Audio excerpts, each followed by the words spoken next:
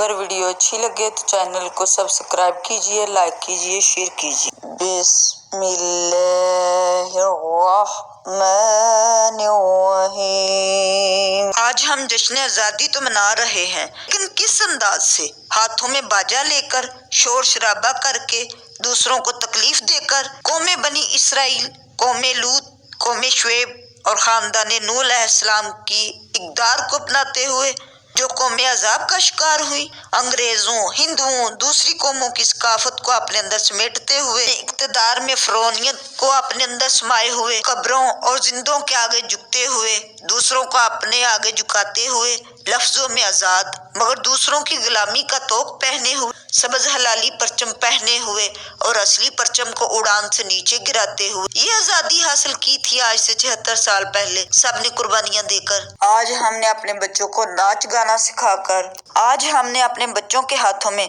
बाजे तो थमा दिए हैं, लेकिन अपने बच्चों को उन शहीदों का नहीं बताया जिनकी कुर्बानियों से ये मुल्क हासिल हुआ है, और ये कह दिया है कि ये जश्न मना रहे हैं। कौन सा जश्न? उन शहीदों के जनाजों का जश्न या फिर दूसरी कौमों की इक़दार को अपनाने का जश्न? आज़ादी एक ऐसी नेमत है जिसकी कदर वही जानता है जो गुलामी की जिंदगी बसर करता है। आज़ादी की कदर आप कश्मीर, फलस्तीन, दीगर उन ममालिक के लोगों से पूछिए जो बरसों से गुलामी की जिंदगी जी रहे हैं। इनका जीना दूसरी कौमों ने दोबर कर दिया है। अल्लाह का शुक्र है आज हम एक आज़ाद मुल्क में रहते हैं। ये मुल्क 14 अगस्त 1947 को, जिसका नाम चौधरी रहमत अली ने इस्लामी जमहूरिया पाकिस्तान रखा, हमारे आबाओ अजदाद की बेशुमार कुर्बानियों के बाद वजूद में आया। हकीमुल उम्मत अल्लामा इकबाल का ख्वाब, कायदे आज़म मोहम्मद अली जिन्नाह और दीगर साथियों की अनथक मेहनत, लगन और बेबहा बहुत सारे लोगों की खून बहाने से हासिल हुआ है। अंग्रेज मकार,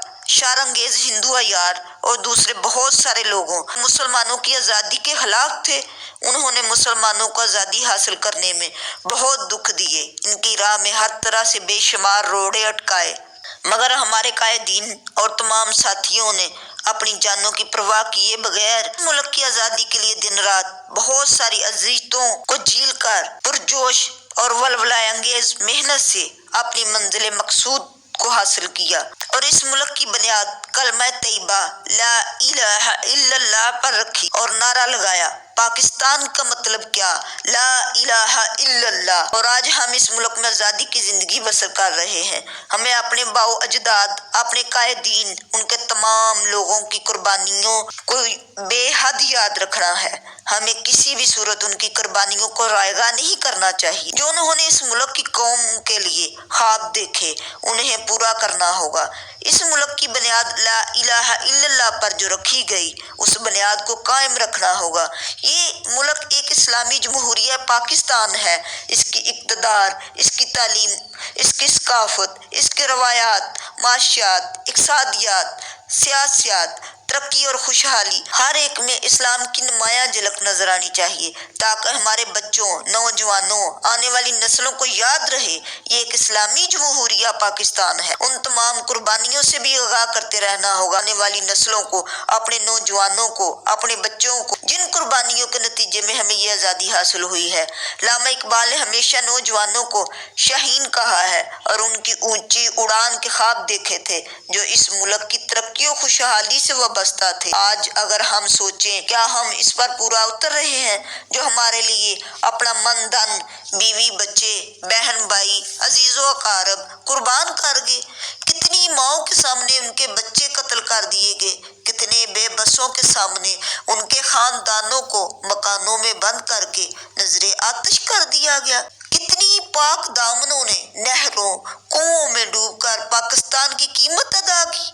बेशुमार बच्चे बेआसरा, बेयारो मददगार रह गए। ये मुल्क उनकी बदौलत आज अपने अंदर फरदौस की रानाइयां लिए हुए है।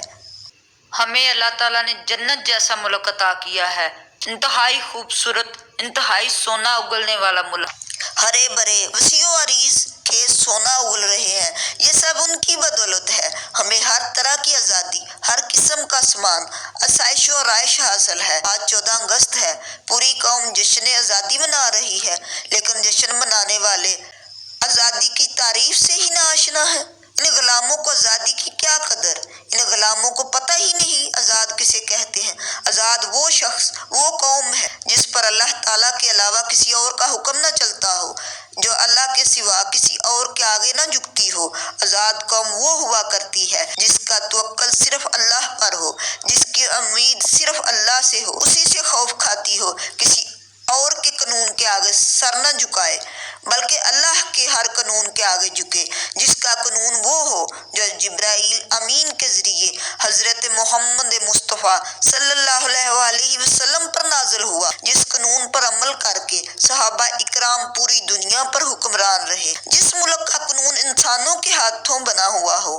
اس ملک کے باسی آزاد نہیں ہوتے جن کا قانون اللہ تعالیٰ کے نازل کردہ قانون کے مخالف ہو، شرک پر مبنی ہو۔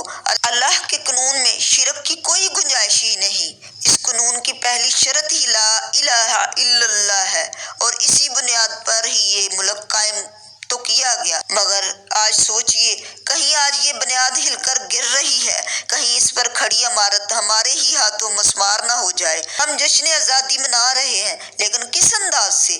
ہاتھوں میں باجا لے کر، شور شرابہ کر کے، دوسروں کو تکلیف دے کر، قوم لوط، قوم بنی اسرائیل، قوم شعیب اور خاندان نوح علیہ السلام کی اقدار کو اپناتے ہوئے جو قوم عذاب کا شکار ہوئی، انگریزوں، ہندوؤں، دوسری قوموں کی ثقافت کو اپنا کر اپنے اندر سمیٹتے ہوئے، اپنے اقتدار میں فرعونیت کو سمائے ہوئے، خود قبروں اور زندوں کے آگے جھکتے ہوئے، دوسروں کو اپنے آگے جھکاتے ہوئے، لفظوں میں آزاد مگر دوسروں کی غلامی کا طوق پہنے ہوئے، سبز حلالی پرچم پہنے ہوئے، اصلی پرچم کو اڑان سے نیچے گراتے ہوئے یہ آزادی حاصل کی تھی۔ آج سے 76 سال پہلے سب نے قربانیاں دے کر، تب بھی بہت ساری قومیں اکٹھی رہتی تھی، کہیں کہیں آپس میں بہت پیار محبت بھی تھا، کہیں شر انگیزی بھی تھی، تب بھی یہی ماحول تھا جو آج ہم نے پیدا کر رکھا ہے۔ مسئلہ غلامی کا تھا، مسئلہ اسلامی اقدار کا تھا، مسئلہ دین اسلام میں شرک کو فروغ کا تھا، اور مسئلہ دین اسلام کے منافی اصولوں کو اپنانے کا تھا، اور مسئلہ حرام و حلال کا تھا۔ اگر ان سب کو آج ہم نے دل و جان سے اپنانا ہی تھا تو کیوں نہ ہمیں غلام ہی رہنے دیا جاتا؟ کیوں اتنی جدوجہد کی گئی؟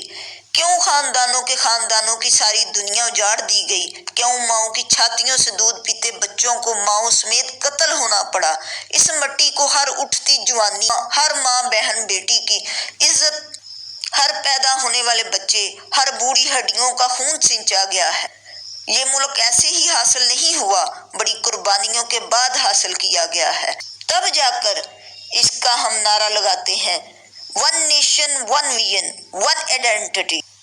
ان سب قربان ہونے والوں کی روحیں یہ سب دیکھ کر تکلیف میں ہوں گی، کیونکہ یہ ملک حضرت محمد صلی اللہ علیہ وسلم کے اسلامی نظام جو کہ اللہ تعالیٰ کی طرف سے عطا کردہ ہے کے نفاذ کے لیے بنا ہے، یہ شرک کے بتوں کو توڑنے کے لیے بنا ہے، یہ اندر کی فرعونیت کے خاتمے کے لیے بنا ہے، یہ ان اسلامی دفعات، اسلامی قانون، اسلامی اقدار، اسلامی روایات، اسلامی معاشیات کو اپنانے کے لیے بنا ہے جن میں اصلی اقتدار اعلیٰ کا مالک صرف اللہ کی ذات ہے۔ ابھی بھی وقت ہے، جاگیے، آئیے آج مل کر عہد کریں، ہم اس ملک پر قربان ہونے والوں کی قربانیوں کو کبھی فراموش نہیں کریں گے، دل و جان سے اللہ اور اللہ کے بتائے ہوئے اصولوں کو اپنا کر زندگی میں آگے بڑھیں گے، دوسروں کے آگے جھکنے کی بجائے اپنے اللہ کے آگے ہی جھکیں گے، اسی کے ہر حکم کے آگے سر خم تسلیم کریں گے، سچے معنوں میں اس ملک کی قدر کریں گے تاکہ حقیقی آزادی کو فروغ ملے، ہمیشہ اس کے جھنڈے کو اسلام اور دین کے مطابق بلند کریں گے، ہمارا حامی و ناصر ہو، ہمیں ہر غلط راستے سے بچا کر اچھائی کی طرف راغب کرے، اللہ ہمیں اپنے سچے مومن مسلمان بنائے، اللہ ہمارے حضور صلی اللہ علیہ وسلم کے ہمیں سچے امتی بنائے،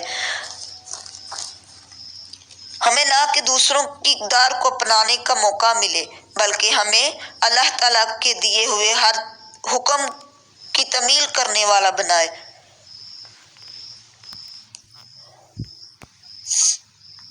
جیسے ہمارے بڑوں نے قربانیاں دی، ہمیں بھی اس ملک کے لیے قربان ہونا پڑے تو ہونے کو تیار ہیں، کیونکہ یہ ملک بڑی تکلیفوں، بڑی قربانیوں، بڑے خون بہا کے بعد حاصل ہوا ہے، ہمیں اس کی قدر کرنی چاہیے۔ اللہ تعالیٰ کا شکر ادا کرنا چاہیے کہ ہم ایک آزاد قوم ہے، ہم ایک آزاد ملک میں رہتے ہیں۔ لڑیں گے مریں گے آنے وطن کے لیے، محنت کریں گے شان وطن کے لیے۔